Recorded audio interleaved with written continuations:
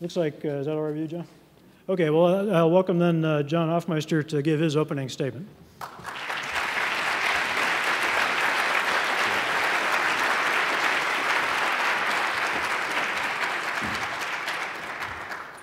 Thank you, ladies and gentlemen. It's a pleasure to be here at the University of Wisconsin. I used to visit Madison to meet with your former governor, Governor Doyle, I believe, on issues of energy when he was governor of the state, and it's nice to be back. As a preface, let me say two things about oil. One, you never, ever, ever want to see it, touch it, taste it, or smell it. It's nasty, nasty stuff. During the BP disaster in the Gulf of Mexico on NBC Nightly News, I said to Brian Williams in a break while I was being interviewed, Brian, please, please, get your reporters out of those swamps. They should not be reaching their hand down to hold up a handful of crude oil for the cameras, because the carcinogenic vapors coming off that oil could affect their respiratory system. He said, thank you for telling me, I didn't know. The second thing I would say about oil is that it is the lubricant of the world's largest economy, the world's most envied lifestyle, and the basis on which today's economy, tomorrow's economy, the economy next year, the following year, to 2020, to 2025, to 2030, pick a year, that because we have no other alternative to petroleum, we have got to have more. We live in a nation that has more oil than it will ever use. If that's the case, why in 2011 did Americans pay more for their gasoline and diesel than ever before in the history of the country on a per unit basis, per gallon basis? And this year, 2012, we are starting off the year at even higher prices in 2012 than we started off the year in 2011. And my segment on NBC News tonight was on when we will reach $5 a gallon for gasoline, which I predict better than 50% chance by sometime this summer. People other than me are predicting $4 gasoline by May. There are reasons for that, and the primary reason I would submit for the purposes of tonight's discussion is the failure, the utter failure of political leadership in this country, from Richard Nixon to the incumbent president, to do anything meaningful, anything practical, anything systemic or systematic about addressing the nation's energy future in material, coherent, and organized ways. From Nixon's declaration of energy independence in November 1973 to President Obama's statement in his first Oval Office speech with respect to the BP disaster, when he declared, like his 7 predecessors, energy independence for America, every president has failed, accompanied by the support of 19 Congresses during that time period, and we are further from energy independence today than we were in 1973. We have transitioned from a 20th century to a 21st century in almost every respect in this country, other than addressing our energy and environmental future. Our energy and environmental future is at serious risk. Serious risk which will look like, by 2015, gas lines at any price. At any price. Because unprecedented in our energy history is the new demand for energy from China and India in particular, the 2 most populated countries in the world, where priority number 1 is economic development. Economic development can only happen with available and affordable energy in those countries. Petroleum happens to be the most available and the most affordable energy the world knows today, in addition to coal. And we know the coal story in China. More is better, to the tune of a $60 billion import agreement with just Australia 2 years ago this month for the next 6 years, $10 billion worth of coal per year. So economic priority number one is development, and it is fueled by petroleum, which puts us in a precarious position because we as a country are using 18.5 million barrels a day and producing less than 7 domestically. That means we rely upon foreign imports for more than half of our oil every day. But China knows that. China produces even less as a percentage of oil in their country. What's China doing? China, unreported in this country but publicly known, is loaning money to state-owned oil companies to ensure that they have all the petroleum they need. They're on a journey, ladies and gentlemen, to go from 9 million barrels a day consumption today. A year ago it was 8. Now it's 9. To 15 million barrels a day by 2015. India from 4 to 7 million barrels a day in the same time frame. There's not enough oil out there to meet that demand. And we sit here protesting some simple decision, as simple as we do or we don't build a pipeline from Canada to the Gulf Coast. Now, there may be all kinds of reasons why people don't want to see more oil in this economy, but the fact of the matter is reality, and unless we want to be in gas lines and pay $7, $8 a gallon, which puts a lot of people out of commission, that's where we're going. That's where we're going. Because from Nixon to Obama, they would rather play to the special interests that support them than to worry about what is happening to everyday Americans in their need for oil. We have more oil than we'll ever need, and later we'll get into where it sits. And it's my belief as an oil executive that with the right technology, the right environmental safeguards, and the right amount of capital deployed, and the human resources to support that, we could raise oil production in this country from less than 7 million barrels a day to at least 10 million barrels a day. We could also convert natural gas into liquid fuels for our automobiles and other power purposes. We could also convert coal to domestic fuel, and we can grow biofuels for domestic fuel, and we can get higher efficiency vehicles to drive. We can become energy independent, but not on the path we're on. We are on a path to economic decline, social disruption, and political partisanship like we have never, ever seen, even up till now. We will look at the campaign of 2012 as lightweight stuff. When we get to the campaign of 2016, I'll leave it there. Well, good evening. Well, it's my second time at the University of Wisconsin. I had an honor of giving the Aldo Leopold seminar about 4 years ago. And that seminar was devoted to ecological impacts of massive scale biofuel production. I would like to add that Aldo Leopold was a professor here at the University of Wisconsin and also one of the early and most profound environmentalists that ever lived in the United States. And his book, Sand County Almanac, that has been a bestseller for the last over 60 years, has had a profound effect on millions of people, including yours truly.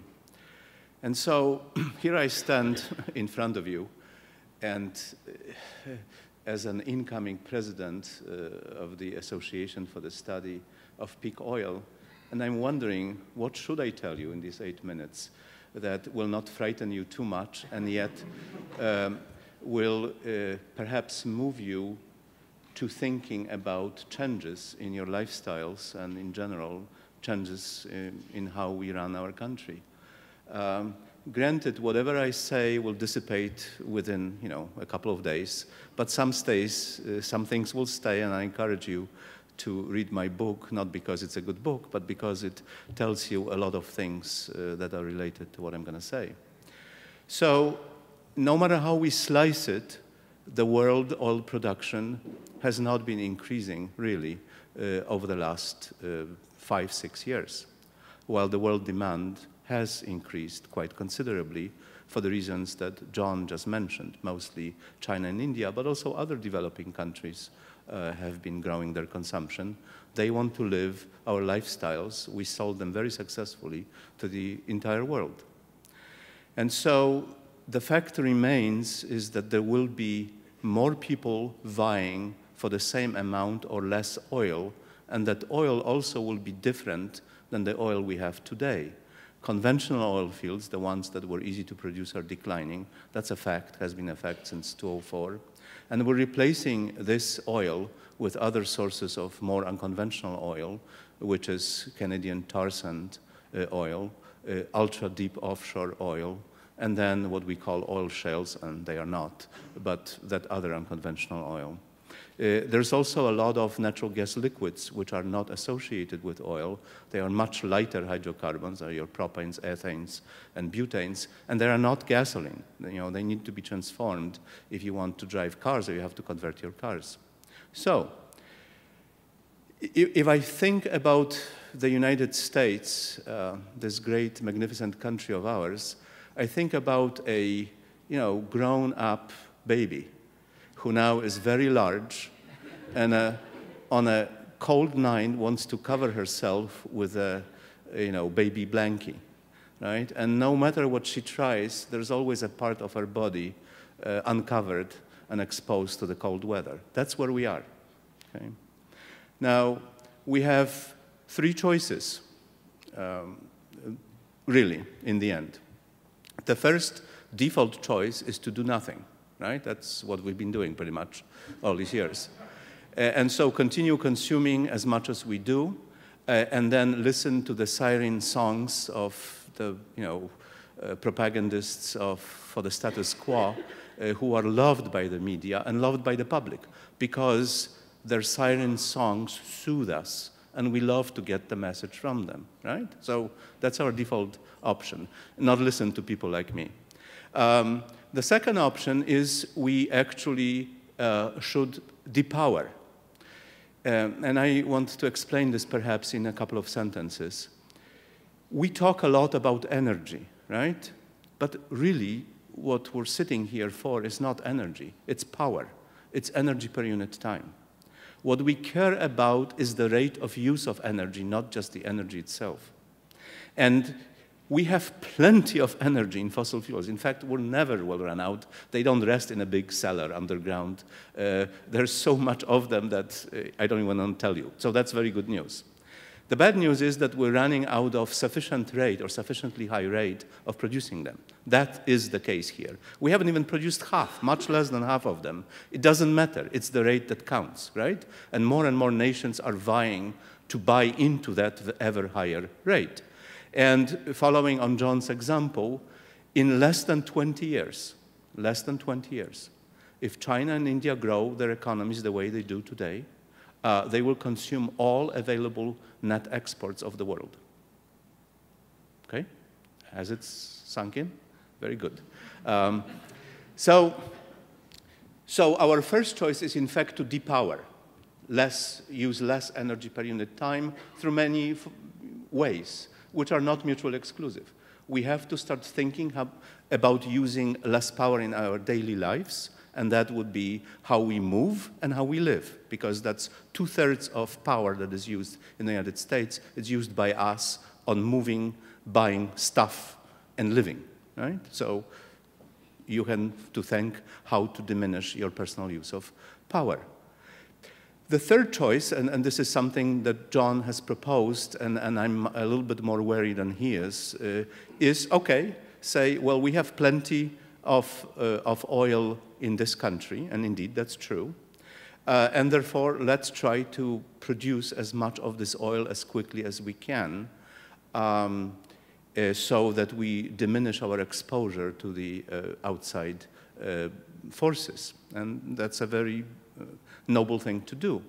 But I have to tell you that this oil, which resides in very, very difficult places, ultra-deep water, or far north, the Barents or Bering Sea, the Arctic, or it resides in shales, or mudstones really, which are very impermeable and produce at a very low rate. And therefore, the cost of producing this oil is also very high. So you can't have it both ways. Either way, the price of oil is going up, okay? It's just, that's the way it is. And so then we have to circle back to choice 1 or 2. The one was do nothing. The second one was to use less, and the third one was to use as the same but start producing more domestically. I think these choices are not mutually exclusive, right? We have to do a little bit, except for the first one, do nothing. I don't subscribe to this one. The first and the second one are actually not mutually exclusive, right? We have to use less and produce a little bit more and use it more responsibly. In short, we have to behave like adults, right?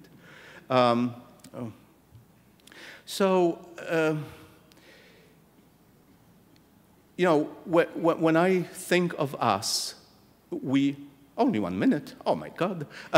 Okay, I just barely started. So I'll just sum up. We use 100 times more energy than we need to live, you know, than we need to survive biologically. We should not kid ourselves that getting power at any cost is a safe choice. In fact, the same China, which consumes half of global coal, is incredibly damaging its environment, its soil, its water supply, and the air that people breathe.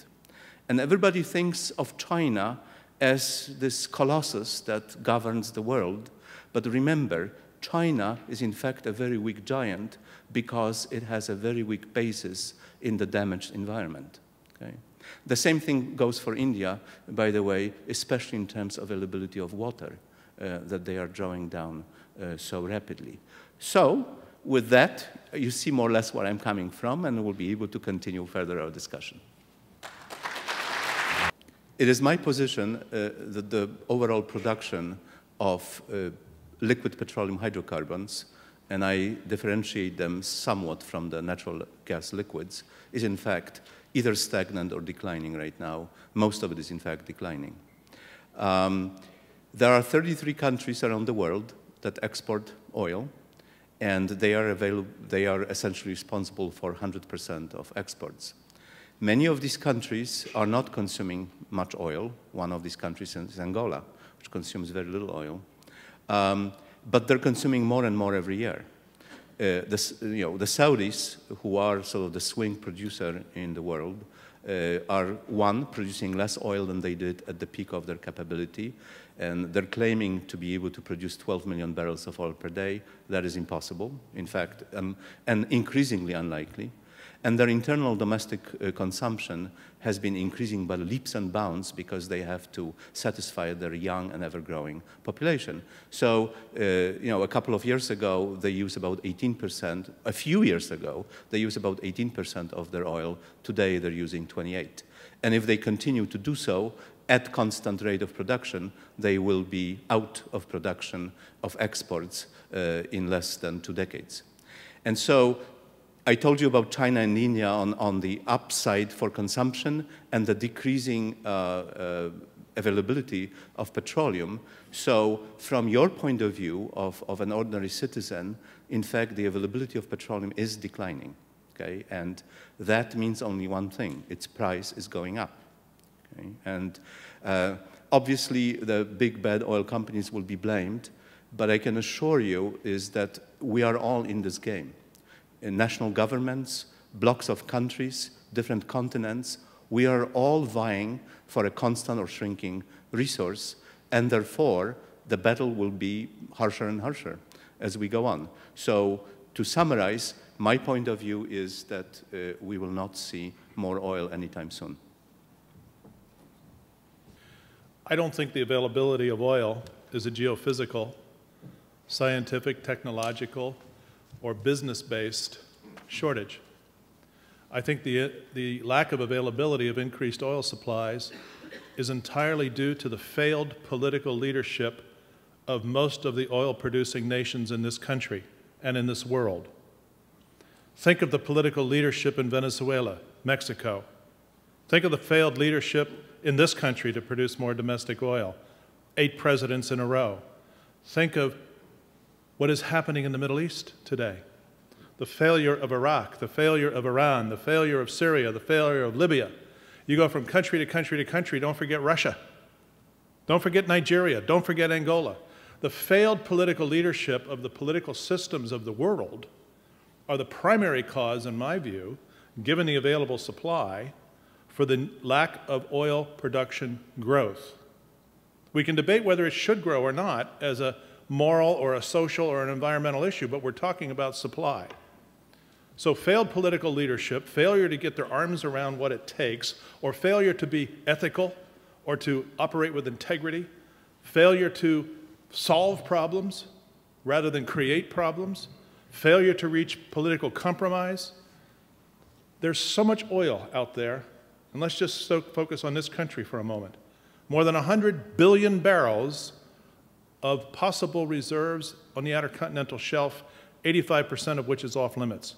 1 trillion barrels in the Piceance Basin of Wyoming, Utah, and Colorado. Untouchable. 50% of the nation are federal lands. Exploration and production on federal lands prohibited by law, by public policy. The Gulf of Mexico is a terrific basin. And there are many, many more years of production possible. Yes, expensive. Yes, risky. But let's put the regulations and the requirements in place, because it's my belief that if we have these natural resources and we need them, not to produce them, creates more problems than it solves. I'll close with one note. The political leadership of Canada is increasing oil production in Canada. Well, I don't want to be cavalier about this. There are significant difficulties, whether or not we open many of these lands. And for example, you know, I'm on this Offshore Safety Advisory Committee, and we are beginning to think about opening the Arctic to drilling. And it is a very, very risky and very involved procedure to go there. And so, you know, don't think for a second then getting oil where it's freezing and cold and very remote, or getting oil in 2 miles of water and stormy water in very geopressured, very unfriendly formations. That's an easy piece of bread. It is not. Okay? Also, a couple of years ago, in 2005, let's say, an incremental oil per oil rig drilling in the United States was about 1,000 or 1,400 barrels of oil per day. So that's how much new oil was brought on production per rig in the US. Well, last year it was 100 barrels of incremental oil. So we have vastly increased drilling. The cost of this has vastly increased, but we're bringing less production per rig because it is so difficult to produce that oil. So I'm a little bit less optimistic than Mr. Hofmeister. The second thing is, and here I agree totally, that there is a tremendous failure of political leadership around the world. In fact, I can think about one country only in the world who is a major exporter of oil who did things right, and that's Norway. Okay? And Norway is now the richest country on this planet, the best run country on this planet, and each citizen of Norway has a banking account, baby and old man and woman, of many thousands of euros of money invested by their governments on their behalf, and they can draw it on it, plus the free care, plus the free studies. Okay? So you can do some good things with oil. Most countries don't do them. Well, I think we're already in a price shock. Talk to the average person about how they feel when they pay at the pump, and it's awful. It's painful. And for people who live on a median income in this country of $48,000 a year, it's about making choices. Whether we buy oil, petroleum, heating oil, whether we take that airplane trip with higher fuel prices from airlines, or whether we stay home and don't drive. Don't go to visit the grandchildren. Don't go to visit the children in school, at the university. Can't come home, sorry, son or daughter. Can't pay the airfare. All of this is real for for median income families today, which is what percentage of the population? A lot. The 1% don't care. Oil or gasoline or diesel as part of their disposable income is a non-issue, out of thought, not important. They don't care. They're more concerned about which of their favorite special interests is supporting which candidate in the next election than they are about the price of oil or gasoline. So we are in an oil shock, and we are facing impending shortages. We had shortages in the 70s. Some of you weren't here. Those of you who were probably remember the getting up very early in the morning, slipping out of the house late in the evening, hoping to find a gas station where there wasn't a block-long line to get your $3 ration on the odd or even day in which you were permitted to buy oil or gasoline in 1973, depending on your license plate number. Fist fights, gun fights, and gas station forecourts. No gas was the common sign. Now, with China coming on and China's appetite being what it is, it's going to get all that much worse if we stay on the path that we are on. Now, I'm all in favor of a 21st century alternative energy system, which we'll get into later. But in the here and now, the practical reality of here and now, there is no alternative but to turn on the taps to meet the daily requirements unless we want to see a true global depression. On this positive note, right? Well, actually, I agree. I just want to perhaps put a little bit different perspective on this. So in fact, everything that John said is true, and then some. In fact, what I might add is that available net exports, which is global net exports available to the United States other than China and India, will decline. It is projected they will decline by about 50%, half, in the next 8 years. Okay, so in fact, I'm going to make even a stronger argument than John that things will not look rosy for people on fixed income. But then, being, the unruly myself, I'm going to say something different. So don't wait on government programs. Don't wait on people to tell you what to do. Start to insulate yourself from these shocks. Because we all talk about liquid transportation fuels because that's really what comes first to mind. But you also need to think about heating oil. You also need to think about food, whose cost is going up, and then everything else, right? Because oil is, the blood of a modern society. It permeates every nook and cranny of every society in this planet. In fact, its importance scales as a social metabolism identically to the mammalian metabolism with body mass. There's for all countries on this planet. And I can give you a lecture on this later on. So if well, this is what I do, and I encourage others to do the same. Try to think about simple things, simple steps that you can do and are within your power to insulate yourself as much as you can from the upcoming shocks. They're coming, okay? So take it for granted, no matter what Daniel Yergin and others tell you, okay? So, but having said that, what are these simple steps? Well, I'll just mention one, solar water heaters, for example.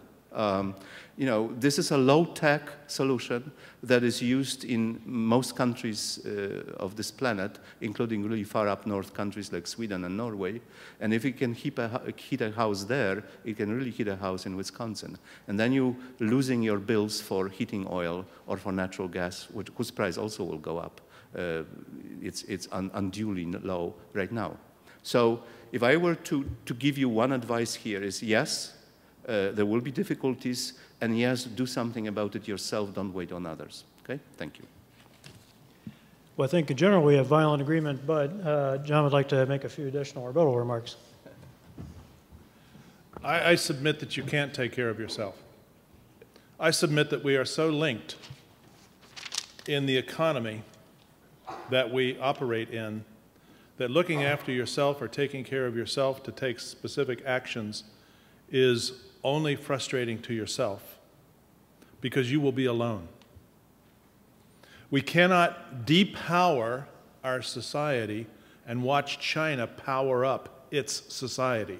That's not who we are. We are a competitive and economically driven society that is not about to take a back seat to any country on earth. Whether you believe in American exceptionalism or not, let's set that aside. This is about who we are as a society, living the lives that we have determined for ourselves we want to live, and it's a fixable problem.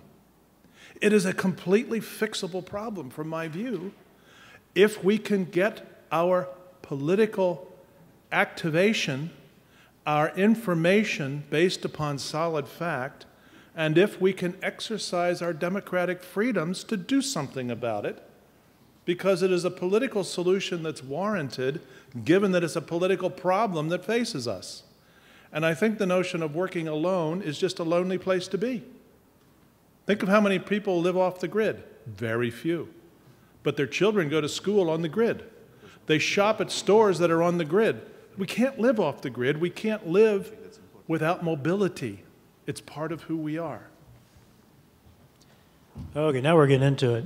Professor Patzek badly wants to have his rebuttal as well. Well,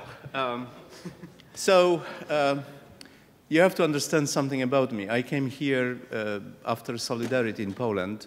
The martial law came and I have political asylum.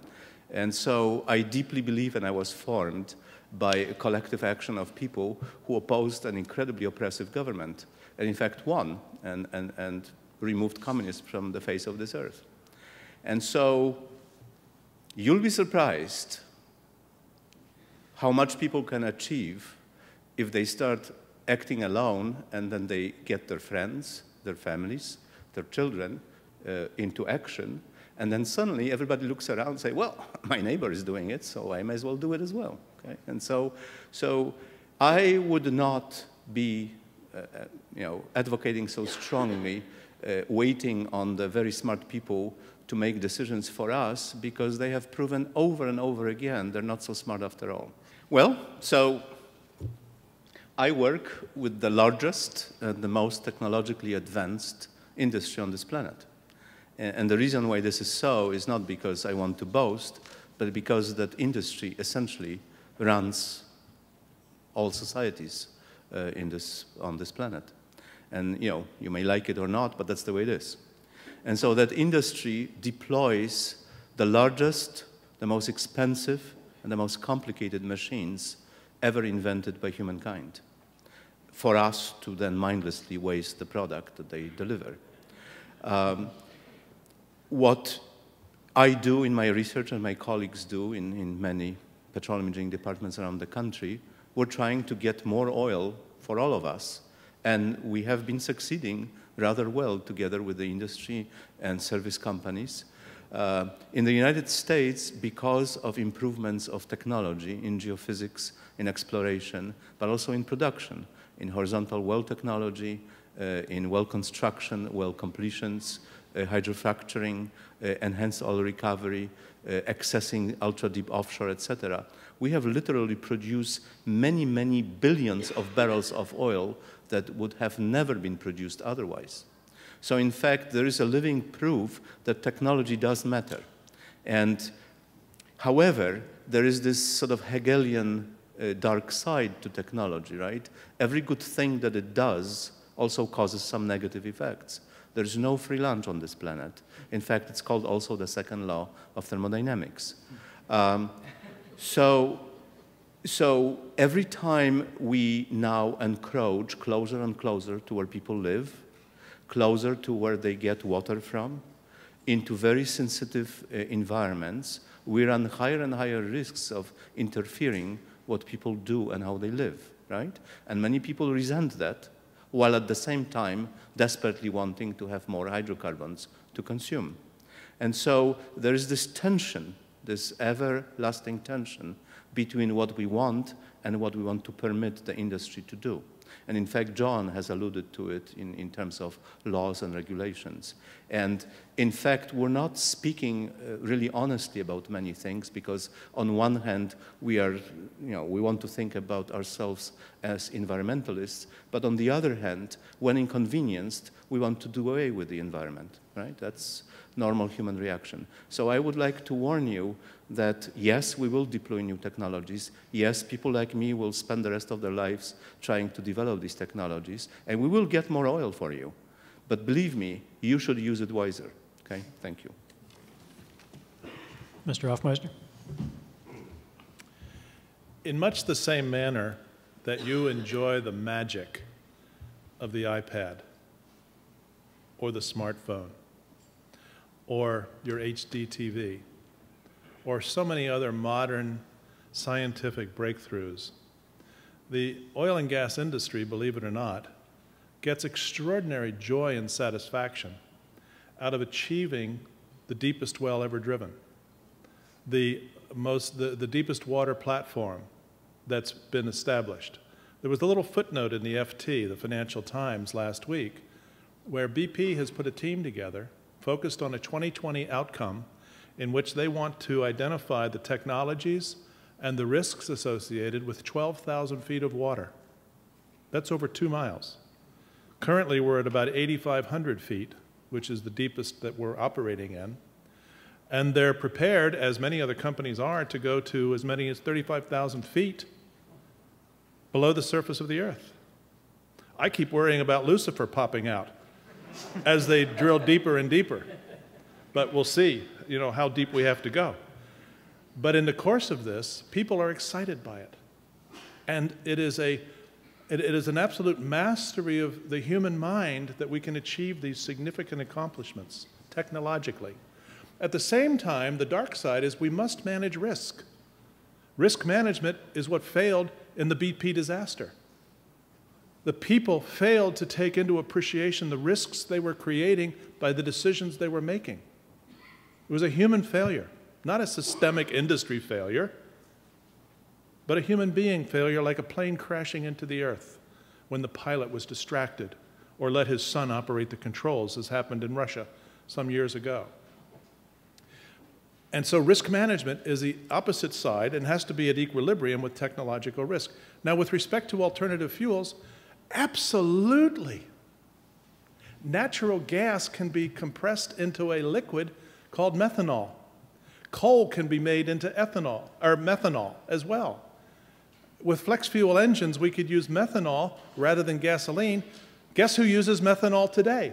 NASCAR Racing uses methanol in their engines, and we could use them in our cars with flex fuel engines. Methanol from natural gas, methanol from domestic coal. My goodness, we have a huge new liquid source. We can also electrify the fleet of vehicles. I'm all in favor of abandoning the internal combustion engine. It's a 100-year-old device that's 20% efficient. Who wants more of it? It's a waste of money.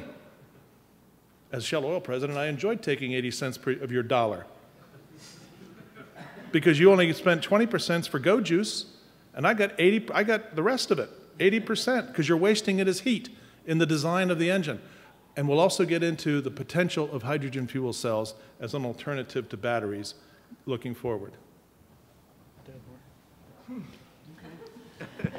Ted, just can't let that one go. Okay, so I guess, I have to, again, wear my engineering hat, and I have to warn you that, for example, getting liquids out of coal using the Fischer-Tropsch process has been known for a while. In fact, Germany has run most of its war machine by 1945 using their own Fischer-Tropsch plants, some of them on what today is Poland, one of them near Auschwitz, and some of them in France and in Spain. And it was a very expensive experiment, a very highly polluting experiment. Then South Africa, during apartheid, was also running a war economy, essentially, by delivering the fluids from coal, liquids from coal, and that is an incredibly environmentally polluting technology. And the fact of the matter is that in the United States, where easy coal exists, which is, you know, sort of Wyoming, and then much less accessible cold in South Dakota, South Montana, there's no water. And you need tremendous amounts of water for coal processing. When it comes to biofuels, you don't ask, you know, how much fossil fuels, you know, you use to produce them. That's, in fact, irrelevant. Ask yourself this question. How many gallons of water per mile driven on biofuels? And that's about 100 to 1,000 times more than on fossil fuels. So when you subscribe to biofuels, you have a license on environmental destruction and on water consumption. And with hydrogen, there are some other problems. We may talk about them later on. So the other alternative is to use fuels more carefully, and that's what I will repeat again. Thank you. OPEC, were it present in the United States, would be declared illegal. It's an international cartel that cooperates in non-competitive behavior in order to prop up the sovereign nations whose oil companies are part of OPEC, Organization of Petroleum Exporting Companies. We'd throw them in jail as quick as we could catch them. And we are the victims of what we would define as criminal behavior, because they conspire all the time to establish a production rate at a price at which they can sustain their elites, their societies, buy peace. Saudi Arabia now needs about $100 a barrel because the king offered to buy peace with the population at the beginning of the Arab Spring by granting some $20+ billion in social benefits and economic benefits to the people in return for cooperation.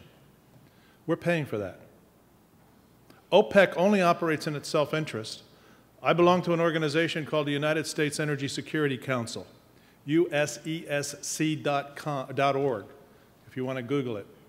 20 former presidential appointees, a couple of business people, and a couple of Nobel laureates, whose goal and purpose is to break the back of OPEC as it relates to the U.S. importing of oil, so that we don't need any imports from OPEC. Part of that is to produce natural gas and to make methanol. I believe the environmental issues are solvable, or I wouldn't be promoting it. And people like Jim Woolsey, former director of the CIA, Bud McFarlane, former National Security Director for Ronald Reagan, former Secretaries of Defense, former Secretaries of Agriculture, former Secretaries of Energy and the Interior, and so on, are part of that effort. And it's my view that if we proceed down that path, OPEC is irrelevant. And the use of military forces, we taxpayers, we U.S. taxpayers, are fundamentally paying for the United States military to, yes, keep the oil lines open. We're all paying for that. And if the Straits of Hormuz close for any particular reason, whether it's for a day, a week, or a month, until reopened, and with 3 embassy bombs in the last 3 days of Israeli embassies in different parts of the world, there is a fateful, anticipated hostility in the making that could play out in the Straits of Hormuz. Why should we worry about the Straits of Hormuz? We live thousands of miles away. But we have to worry because it will affect tomorrow's price at the pump. Mr. Patzek? Well, again, this is a serious question, and it requires a serious thought. So I have some really bad news for you. OPEC, in fact, has just relaxed other production quota. Why is that bad news? Because they can't cheat anymore.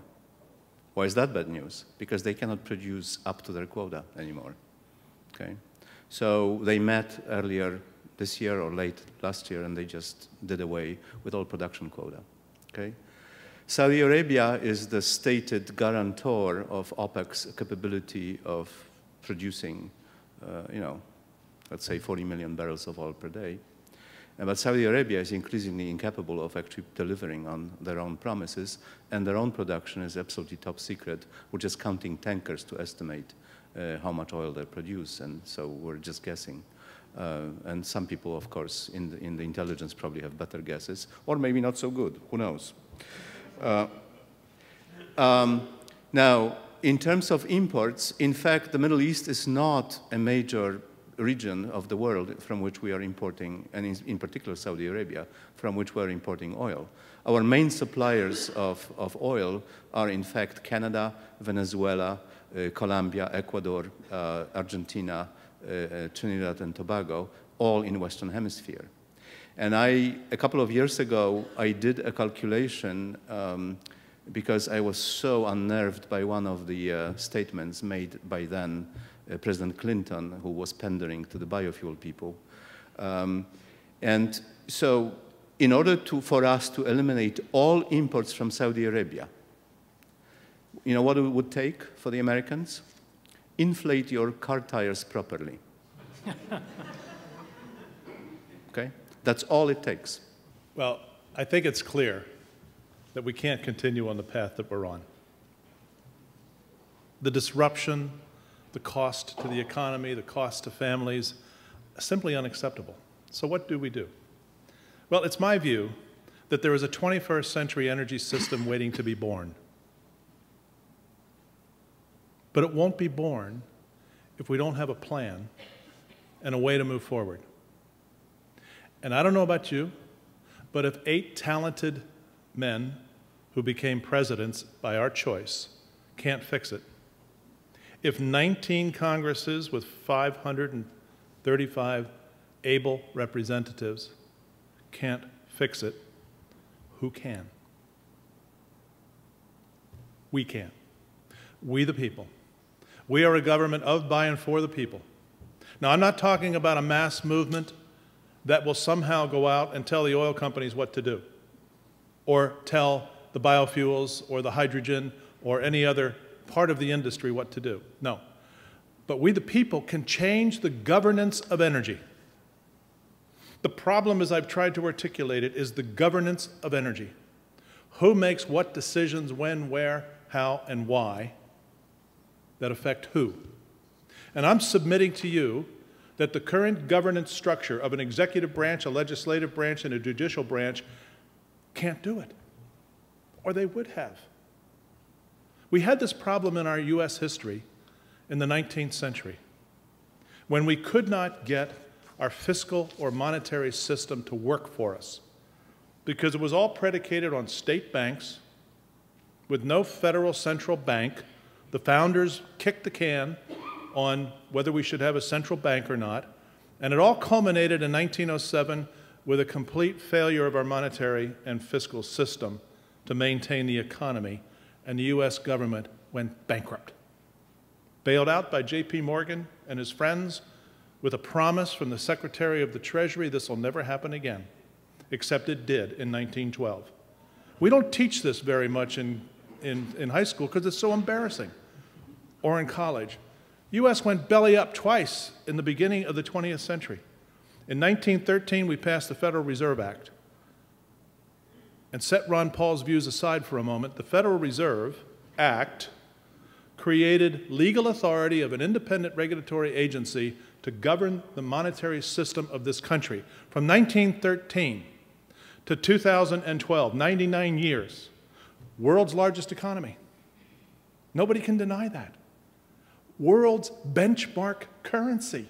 Nobody can deny that. When mistakes were made by financial institutions, by Congress, by the Fed, who fixed the problem in 2008, 9, and 10?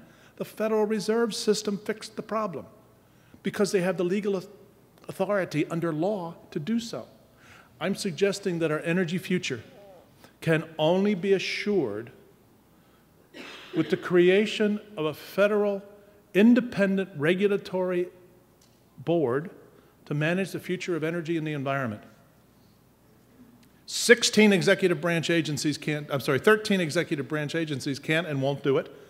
535 representatives, Republicans or Democrats, won't do it. 800 federal judges, they won't do it. So a Federal Reserve or a Federal Energy Board with the independent regulatory authority granted in a democratic process by Congress with Board of Governors appointed by the the President, with advice and consent of the Senate, with 4 authorities. The authority over a short, medium, and long-term plan up to 50 years, identifies the future supplies of energy so the industry can go produce it, whatever that energy supply is. And we have 10 sources of energy in this country, from oil, gas, coal, nuclear, biofuels, hydropower, hydrogen, wind, solar, and biofuels. That's it. 10. Manage the 10 over a 50-year time frame. Number 2, make sure that we're focused on efficiency. Get rid of the internal combustion engine. Insist on superconductivity transmission technology for moving electrons. Other efficiency technologies that will enable us to use less per capita, and therefore more for our children and grandchildren. Make sure the environmental laws and regulations to protect our land, our water, and our air are consistent with the rest of our energy supply chain. And finally, make sure we have the infrastructure in this country.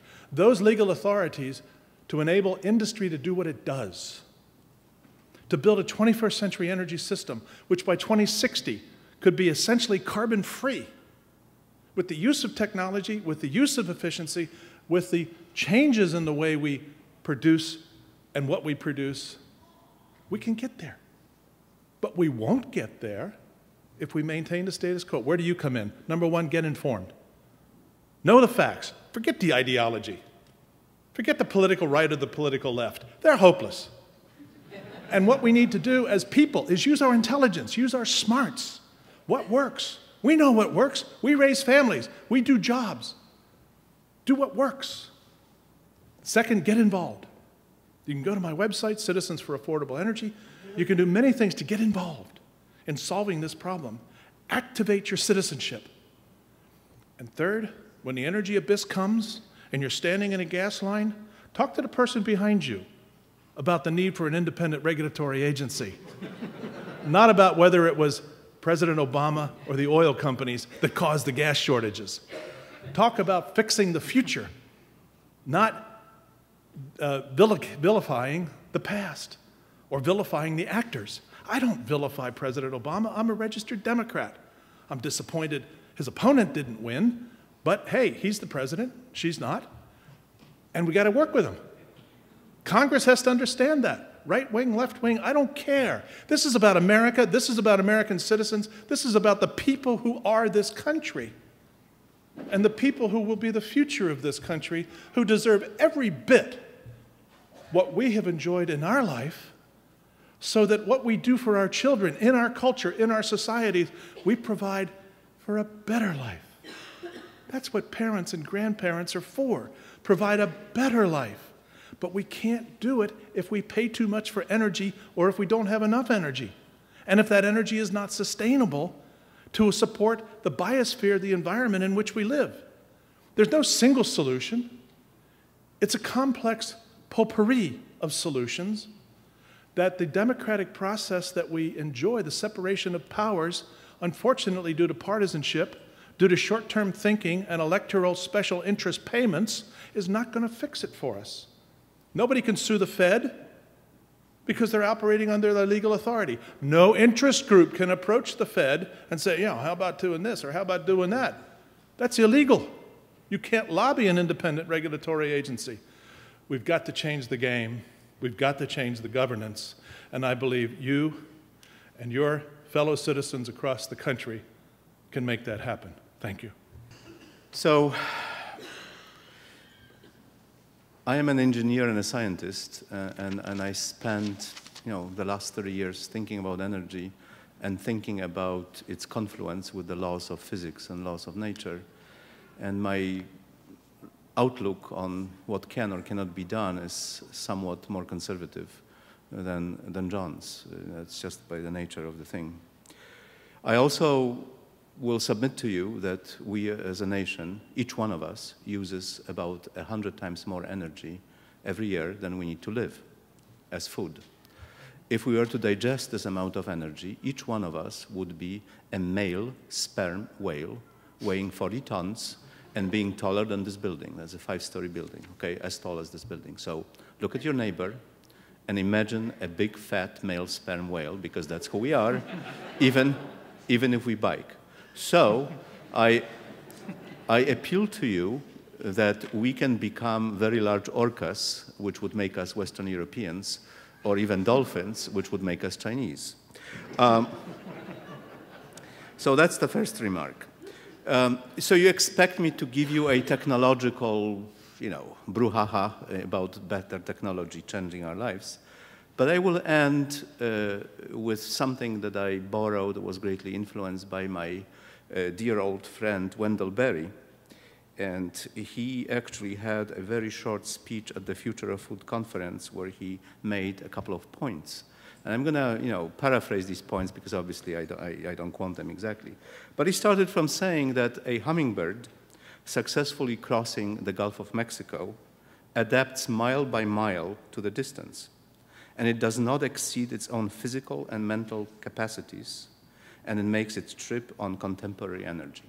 So there's something to think about, right? And so how can we modify our behavior in order to following the good example of the hummingbird?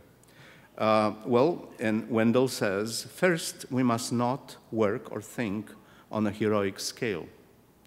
And in this age of global industrialism, heroes often risk the lives of others whom they never met in places they have never been to.